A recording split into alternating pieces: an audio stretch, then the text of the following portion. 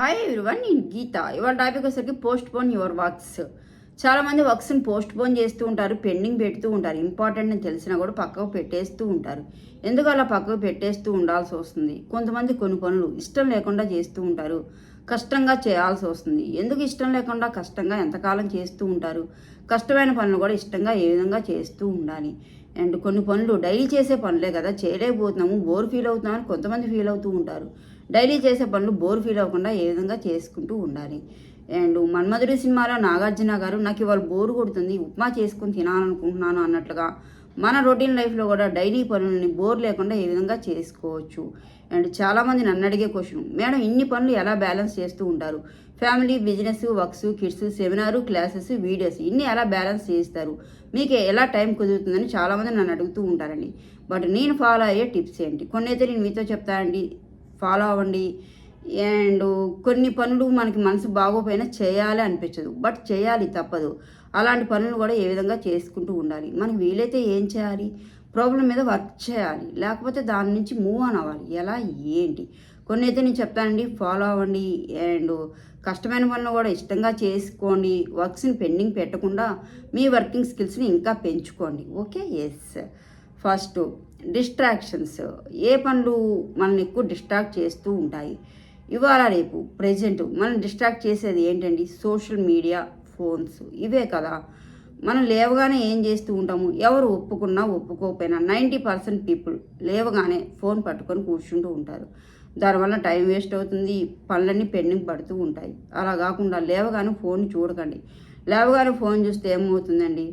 ఇప్పుడు phone on చేస్తే వందల మెసేజ్లు ఉంటూ ఉంటాయి. వాట్సాప్ కానివ్వండి, ఇన్స్టా, ఫేస్బుక్, ఇలాంటివన్నీ ఉంటూ ఉంటాయి.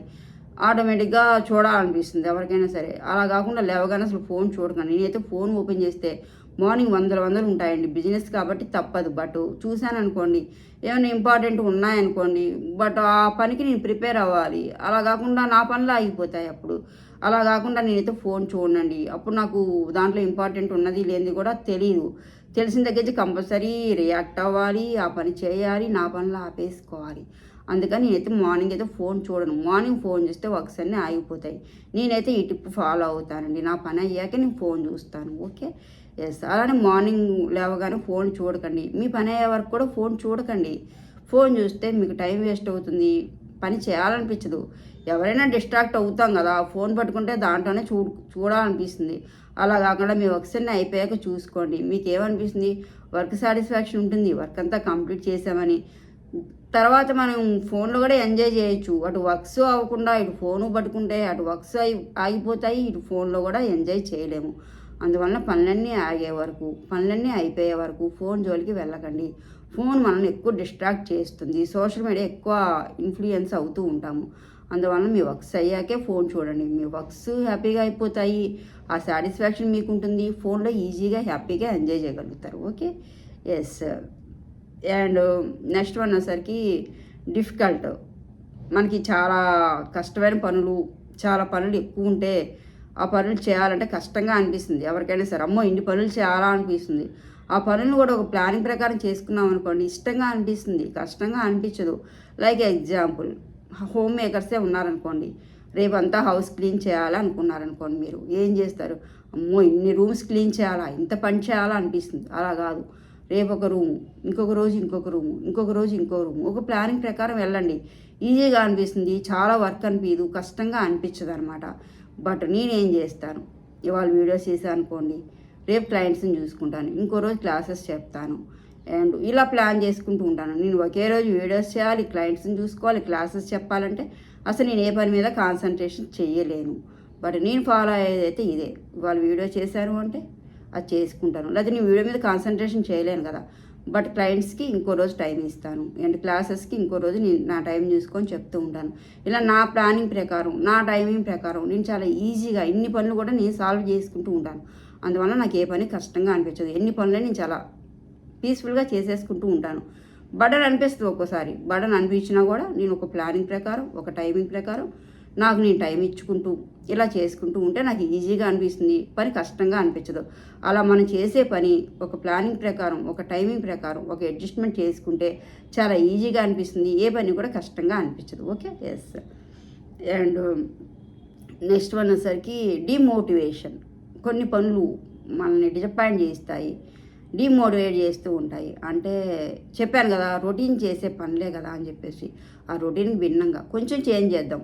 డైలీ ఒకటే పని చేస్తూ ఉంటాము, అలా కాకుండా వెనక పని ముందు, ముందు పని వెనక. అంటే లైక్ ఎగ్జాంపుల్, మీరు లేవగానే ఏదైనా పని స్టార్ట్ చేశారనుకోండి, కొన్ని టిఫినే అరేంజ్ చేసినారనుకోండి, ముందు కుకింగ్ చేసుకోండి, అవి ప్లాన్ చేసుకొని అవి స్టవ్ మీద అలా పెట్టుకున్న తర్వాత టిఫిన్ ప్రిపేర్ చేసుకోండి.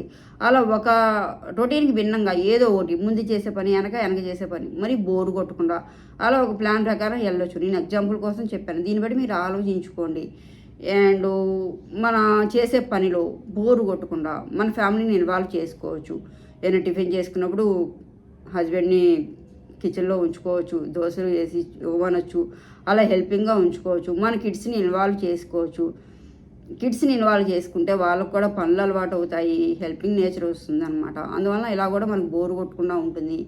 ఇంకా మనం డిసప్పాయింట్ అవుతున్నాం అంటే మనం చేసే పని అంటే ఎలా ఉంటుంది, ఇప్పుడు మనం డైలీ జ్యూసెస్ చేసుకుంటాము, జ్యూసెస్ చేసుకొని ఫ్యామిలీకి ఇస్తాము, మనం తాగుతాము. డైలీ చేసే జ్యూస్లే కదా, బోరు కొట్టేస్తుందా అనుకోకండి. అలా కాకుండా ఎలా అనుకుంటారు, ఈ జ్యూసులు తాగితే మన కిడ్స్ తాగితే ఎంత హ్యాపీగా ఫీల్ అవుతాము, మన ఫ్యామిలీకి ఇస్తే ఎంత హ్యాపీగా ఫీల్ అవుతాము, మనం తాగితే మనకి ఎంత ఎనర్జీ వస్తుంది, ఎంత బూస్ట్ వస్తుంది, ఇలా మోటివేట్ చేసుకోవచ్చు.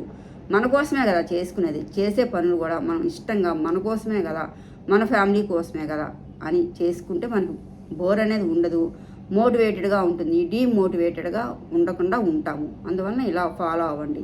ఈ టిప్ అనేది చాలా బాగా పనిచేస్తుంది. ఫ్యామిలీని కూడా ఇన్వాల్వ్ చేయండి మీ పనుల్లో, మీకు కూడా బోర్ కొట్టదు. సరదాగా కబుర్లు చెప్పుకుంటూ పనులు చేసేసుకోవచ్చు మనం. Okay, yes. అండ్ నెక్స్ట్ మనకి డైరెక్షన్స్ అంటే ఇది ఎలా చెప్పొచ్చు అంటే, మనం లేవగానే అసలు వాళ్ళు ఏం చేయాలి, వాళ్ళు ఏ పని లేదా, వాళ్ళు ఏం చేయాలో అర్థం కావట్లేదు, ఏ పని ఎలా మొదలు పెట్టాలి, ఎక్కడ మొదలు పెట్టాలి, అసలు ఏమేం పనులు చేయాలి, అసలు ఏమి పని చేయాలనిపించట్లేదు, ఏం పని చేయాలో అర్థం కావట్లేదు, ఇలా అనుకున్న రోజులు కూడా ఉంటాయి.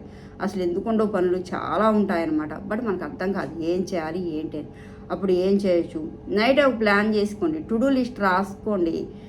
పనులు చేయడమే పెద్ద ఇబ్బంది, మళ్ళీ లిస్ట్ ఏంటంటే మరి తప్పదు, మరి ఏం చేయాలి, ఒక ప్లాన్ ప్రకారం వెళ్ళాలి, పనులు అయిపోవాలి కదా. అందుకని చెప్పేసి ఒక లిస్ట్ రాసుకోండి, ఈ పని చేయాలి, రేపు ఈ పని కంప్లీట్ అవ్వాలి, లేకపోతే బయటికి వెళ్ళాలి, ఇవి తీసుకురావాలి, ఇలా ఒక ప్లాన్ చేసుకోండి. మీకు ఏ పని చేయాలి, ఎలా చేయాలి, ఒక ప్లానింగ్ వస్తుంది, ఒక ఐడియా వస్తుంది, ఒక క్లారిటీ వస్తుంది, ఆ పని చేయాలనిపిస్తుంది అనమాట. ఒక డైరెక్షన్గా ప్రిపేర్ అవ్వండి, ఈ పని చేయాలి, ఆ పని చేయాలని. ఆ పని ఈజీగా అయిపోతుంది, ఏ పని చేయాలి అనే ఆలోచన లేకుండా టైం వేస్ట్ అవ్వకుండా కూడా ఉంటుంది. Okay, yes.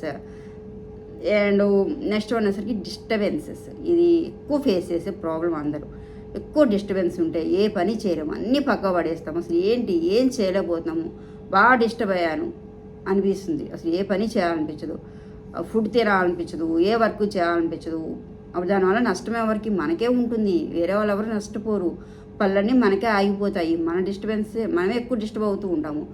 బట్ డిస్టర్బెన్స్ అవ్వకుండా ఉండాలంటే దీనికి ఏ టు డూ లిస్టు పనికిరాదు, ఏ డిస్ట్రాక్షన్స్ పనికిరావు, ఏ డిఫికల్ట్ ఈజీగా చేసుకుందాం అన్న పనికిరాదు, ఏ డైరెక్షన్స్ పనికిరావు. దీనికి కావాల్సింది ఏంటి, మన మైండ్ సెట్ కరెక్ట్గా ఉంచుకోవాలి డిస్టర్బెన్స్ అయితే, అంతేగాని దీనికి ఏవి పనికిరావు. మీరు ఎవరితోనో ఫ్రెండ్స్తో షేర్ చేసుకోవడం కానివ్వండి, లేకపోతే వాకింగ్ చేసుకోవడం కానివ్వండి, కొత్త పనుల్లో యాక్టివ్గా మూవ్ అవ్వడం కానివ్వండి, ఇలాంటి ఏదో ఒకటి ప్లాన్ చేస్తూ ఉండండి.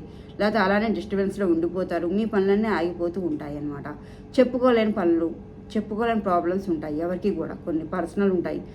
ఈ డిస్టర్బెన్సెస్ మనకి పర్సనల్గా రావచ్చు, ఫ్యామిలీ పరంగా రావచ్చు, ఎలాగోలా డిస్టర్బెన్స్ వస్తూ ఉంటాయన్నమాట.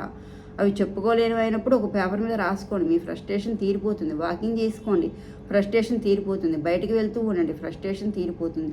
డిస్టర్బెన్స్ నుంచి బయటకు పడుతూ ఉంటారు. ఇది మీ మైండ్ సెట్లోనే ఉంటుంది, వీటికి ఏది పనికి రాదనమాట. ఆ డిస్టర్బెన్సెస్ బయటకు వచ్చేసి మీ పనులు మీరు చేసుకోండి. అలానే ఉండిపోతే మీ వర్క్స్ అన్నీ ఆగిపోతాయి, పెండింగ్ పడిపోతుంది, ఏ పని చేయాలనిపించదు, మీకు మీరు మూవ్ అనవ్వండి. ఓకే, ఒక ప్రాబ్లం వచ్చిందంటే సొల్యూషన్ ఉంటుంది, బట్ టైం పడుతుంది. టైం తీసుకుంటే అది సాల్వ్ అవుతుంది. అలా అని చెప్పేసి దాంట్లోనే ఉండిపోతే పనులు ఆగిపోతాయి. అందుకని దాంట్లో ఉండిపోకుండా మనకు ప్రాబ్లం వస్తే ఏం చేయాలి, ఆ సొల్యూషన్ మీద వర్క్ చేయాలి. కుదిరితే ఆ సొల్యూషన్ కుదరదనుకోండి, దాని నుంచి మూవ్ ఆన్ అవ్వండి. కష్టమే, బట్ తప్పదు కదా, ఏం చేస్తారు, మూవ్ ఆన్ అవ్వాలి. లేకపోతే ఆ సొల్యూషన్ మీద వర్క్ చేయండి, ఎఫర్ట్ పెట్టండి, అవుతుందేమో. అంతేగాని టైం వేస్ట్ చేయకండి, పెండింగ్ వర్క్స్ పెట్టకండి. ఇవన్నీ ఫాలో అవ్వండి, చక్కగా మీ వర్క్స్ అన్నీ ఫినిష్ అవుతాయి, పెండింగ్ పడకుండా ఉంటూ ఉంటాయన్నమాట. Repeat again. ఫస్ట్ ఎక్కువ డిస్ట్రాక్షన్స్, ఫోన్స్ని పక్కా పెట్టండి. ఎక్కువ ఫోన్స్ మార్నింగ్ టైంలో ఎక్కువ చూడకండి, మీ పని అంతా అయ్యాక చూడండి, మీకు వర్క్ సాటిస్ఫాక్షన్ ఉంటుంది, ఫోన్లో ఎంజాయ్ చేయగలుగుతారు. నెక్స్ట్ వన్ డిఫికల్ట్, ఏ పని కష్టంగా ఉండదు, ఒక ప్లానింగ్ ప్రకారం వెళ్ళండి. ఒక కష్టమైన పనులు ఈజీగా ముందు చేసుకోండి, ఈజీగా పనులు అవుతాయి, పెండింగ్ పడకుండా ఉంటూ ఉంటాయి. అండ్ నెక్స్ట్ వన్ వచ్చేసరికి డీమోటివేషన్. ఎక్కువ డీమోటివేషన్గా ఉంటే చేసే పని మోటివేటెడ్గా చేసుకోండి, మీకు హెల్పింగ్గా ఉంటుంది, ఆ పని పెండింగ్ పడకుండా ఉంటుంది. Okay, yes. And next one వచ్చేసరికి డైరెక్షన్స్. ప్లాన్ చేసుకోండి, మీకు వర్క్ మీద ఐడియా వస్తుంది, క్లారిటీ వస్తుంది ఒక ప్లాన్ చేసుకుంటే. అండ్ ఫైనల్లీ డిస్టర్బెన్స్, ఎలాంటి డిస్టర్బెన్సెస్ ఉన్నా కూడా ఆ డిస్టర్బెన్సెస్ని మీ మైండ్ని కంట్రోల్లో పెట్టుకొని బయటకు రండి, వర్క్స్ని పెండింగ్ పెట్టకుండా ఉండకండి. ప్రతి ప్రాబ్లంకి సొల్యూషన్ ఉంటుంది, టైం ఇవ్వండి, టైం తీసుకుంటే ప్రతిదీ సాల్వ్ అవుతుందని తెలుసుకోండి.